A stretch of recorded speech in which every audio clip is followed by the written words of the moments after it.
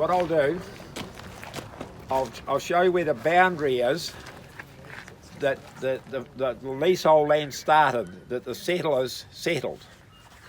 So what I'll do is, rather than get out the vehicle, I'll just stop there and just think that was the boundary across the valley from one side to the other.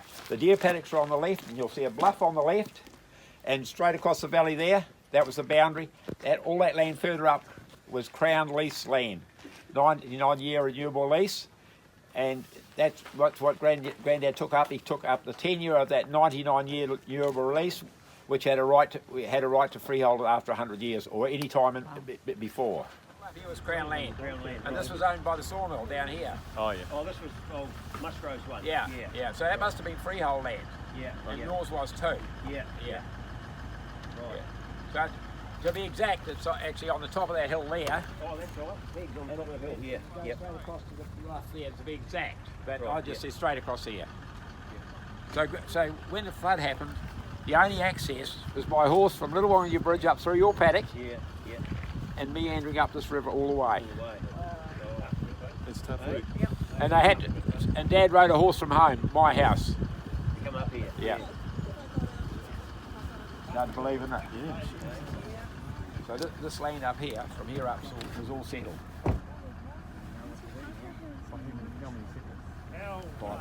There was Nielsen's, Anderson's, Orton's, McPherson's, Granddad Anderson, great-granddad Anderson, Ladbrokes, Fraser's. Well, kilometres up. Yeah. We're going there.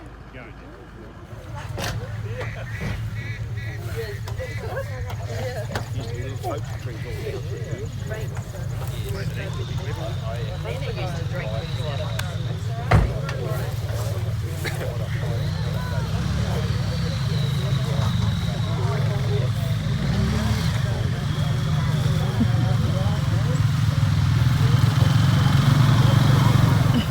Now this is the site that Granddad and Granddad lived, just up on that bank there. Wow. And where those trees are. And they left in 1922, and they were there from 1910 to 1922. That riverbed there, that channel, that was the river in 1910 when they came up here. Granddad built a swing bridge across that river.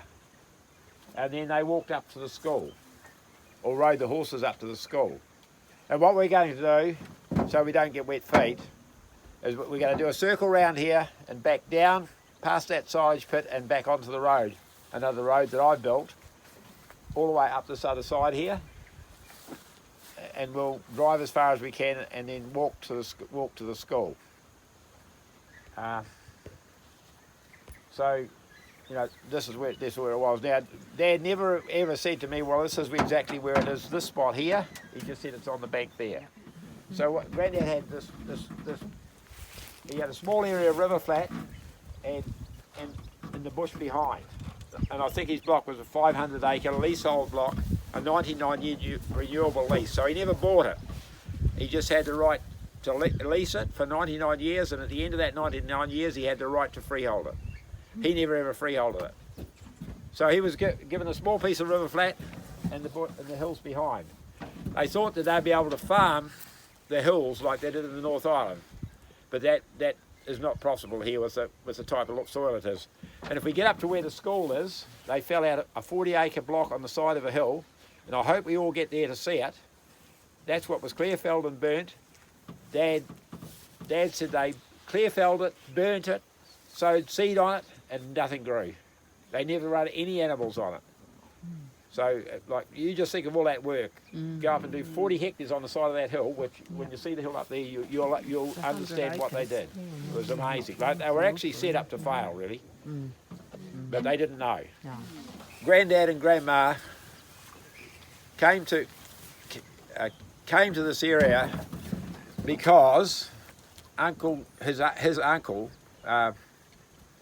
uncle was surveyed this land here, and he come down from Pelorus down to here and surveyed the land, and then Grandma and Granddad met Grandma, he got her in the family way.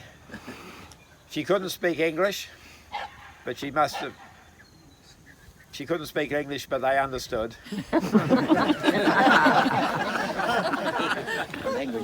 and Uncle, my grandfather, Watty's, or I'll say Watty, his mother didn't approve.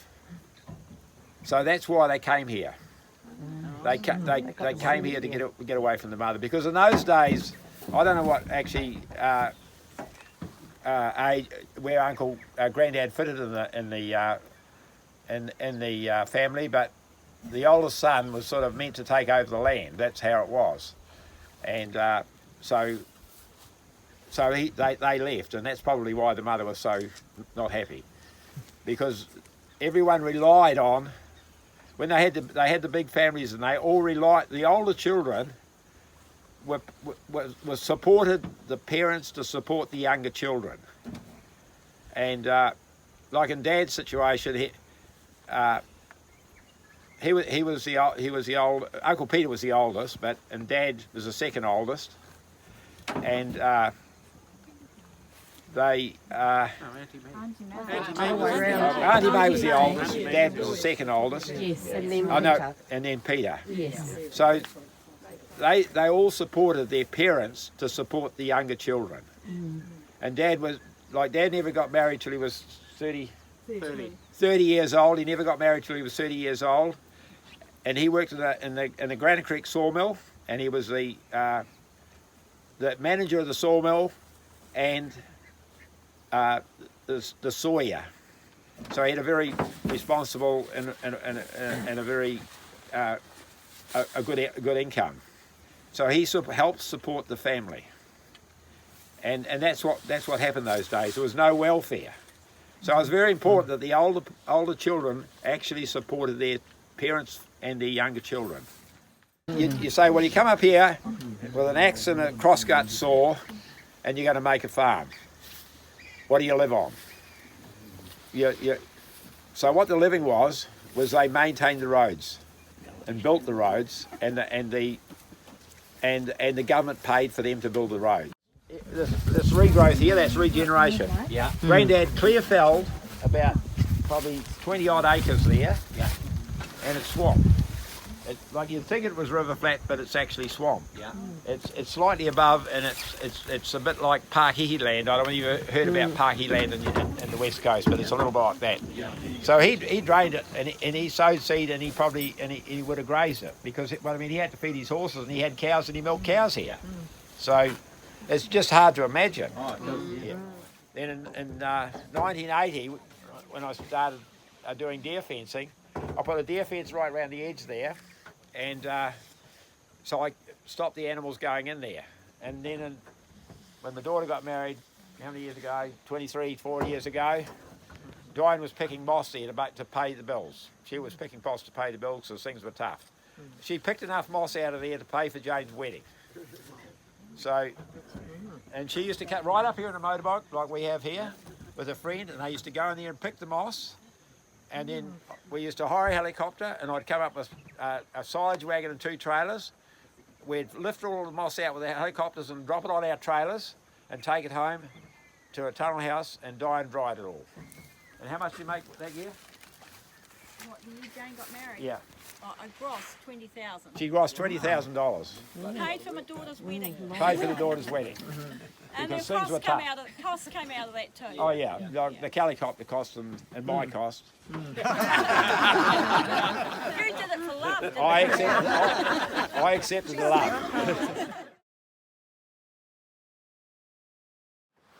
I'm going to nearly get a divorce for this, but Another one. every time we came up Blue Duck, in my time, we carried a gun.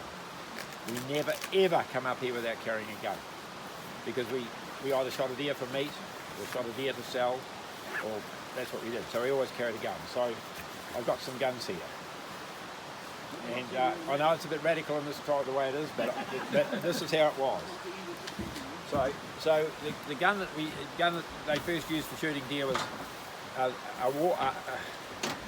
bore a 303, and they were big long toms, and they were massive and heavy. You could hardly carry them. And I've got one here that was a ball one. They cut the barrel off and they cut the stock off and made it light, and that's the first gun we used to shoot. And so just on that note, we'd like everyone to spare a thought for those early settlers that first came in here. And a lot of them came after the war, and this land was settled by war veterans, one of whom lived, Mr. Fraser, that lived up at the top of the valley and used to ride all the way down to Little Wanganui to get a beer at the pub, and his horse would carry him home afterwards. And yes, just for those early people that were here and how hardy they were. And all of us are here because of them. We're all descendants of that one family. And now Heather would like to say a little word. Oh, just a karakia for the ancestors. When you were born, the earth became your body, the stone became your bone, the sea became your blood. The sun became your eye, the moon became your mind, the wind became your breath. When you passed to the other world, your breath became the wind, your mind became the moon, your eye became the sun, and your blood became the sea. Your bone became the stone, your body became the earth. When you were born, you did the same for us. You called forth the earth and rocks. The sea arose and the sun descended. The moon shone down and the wind sang. For those who come after, we shall do as you did for us. When we are gone, we shall do as you did before. So that's in honour of our ancestors. Now, And now we're going to no, what I'll say, I'll just kill it. What I'll say is that this is the gun we used. The first gun they started shooting deer with. In 1922, Dad was riding down, before pre-1922, Dad was riding down below where the house was with on the horse behind Grandma, and he saw the first deer. By 1940, they were plentiful. So they were shooting them for meat and selling the skins. And this is the gun we used. I've got the bolt out of it. But I have got one with the bolt in it. But that's what we used. Most people familiar with those? Where did you miss it?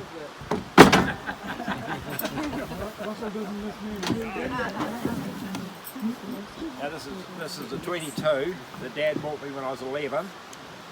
And the first time I went up Burdock, I shot 3 deer. But that sight is exactly like that. And that's what they shoot. You shoot possums and deer was till I was about probably 12. I started on that rifle.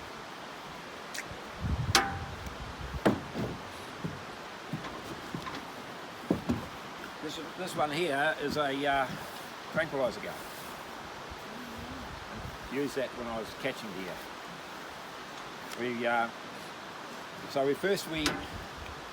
Like Dad shot they shot for meat, the skins.